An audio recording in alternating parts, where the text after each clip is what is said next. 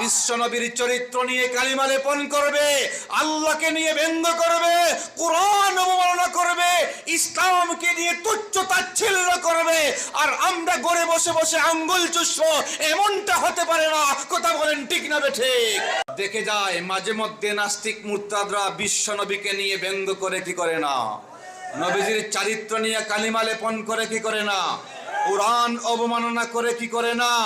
মনে রাখবেন, তখন দেখা যায় শুধুমাত্র বাংলার জমিনে কিছু সংখ্যক উলামায়ে কেরাম সেই প্রতিবাদ করতে ময়দানে অবতীর্ণ হয়, আর আমরা ঘরে বৈশা বৈশা আঙ্গুল চুষি।